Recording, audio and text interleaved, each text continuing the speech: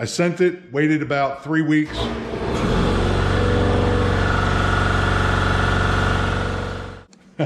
All right, now that that's over, as I was saying, the following video is going to be a video that I made to send to a laser machine manufacturer with an idea for some feet. And you'll see that in the following clip. This was actually version 1. And we have this device here. We can put that under our laser, and that just enables it to cut through items a little easier. But that raises the base up 3/4 of an inch. So we made version 2.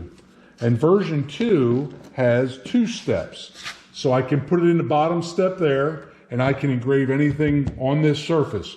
But if we need to put that 3/4 inch thick cutting board in here, we can just lift this up and stick it right in here. I'll give you a demonstration of that real quick, but I wanted to try to reach out to a company and maybe get a sponsorship or something, and it didn't work. Nothing ever works for me like that. I have to work for everything I get. But here, we'll set the camera up and I'll show you what this does. All right, I kind of have you zoomed in on this foot, but basically all we're gonna do is we're gonna lift this up. We're gonna put that foot in that top notch, the top notch, and the top notch. And then I always just tap all 4 corners with my fingers to make sure that we're seated down in there. Now I can focus my laser 3/4 of an inch higher than what I could down in this step right here. So it is a 2-step operation.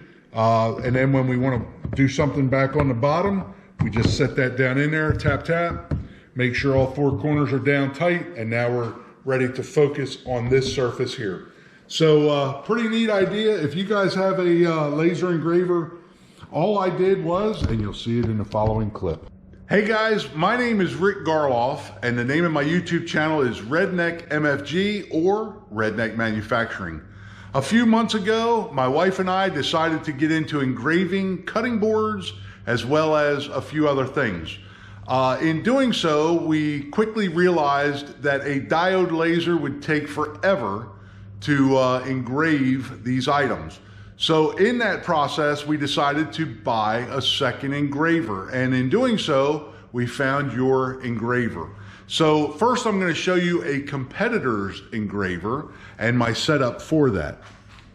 So this is my setup. As you can see, it's on a rolling cart, so we can kind of roll that over here, roll it over here, wherever we need to work in here.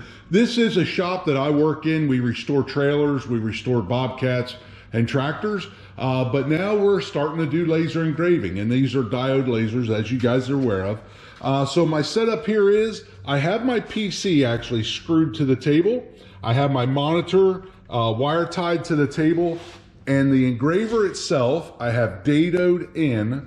So as you can see, if I move the engraver, the table moves with it. What does that enable me to do? Well, that enables me to engrave a grid system on my workbench and position my material accordingly. As you can see, the feet are pretty tall. We do have a short focus laser, and the clearance here on the gantry is quite substantial. This was the first machine that we had purchased. Upon starting cutting boards and coasters and stuff like that, we realized that we needed another machine pretty quick. In doing so, we purchased one of your machines, and as you can see, the feet are a little shorter and the gantry barely clears my finger. So I was not really comfortable putting a dado into a piece of plywood to mount this to, because that would not give it a whole lot of clearance here on the gantry.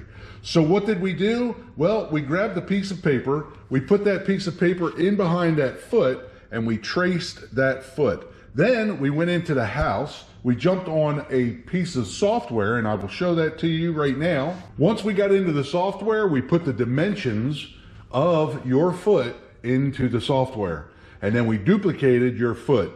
We brought that foot out here and we double checked it with the existing foot to make sure that it was the exact same size, angle, and everything else. After doing that, we took it back inside, we did it in the software, and we made a foot.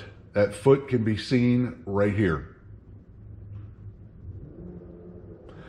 Now, what does that enable us to do? Well, it enables us to set your machine down into those feet and screw the feet to a work table.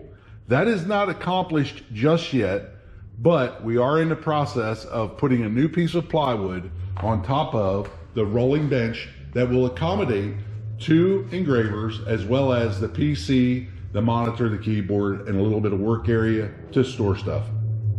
All right, guys, there you have it. So hopefully my idea will be adopted by your company and maybe sold separately or included with the machines for future buyers or for even existing owners. This idea, I'm sure, can be utilized by more than just a redneck on redneck manufacturing. Thank you so much for watching this video. If you guys would like...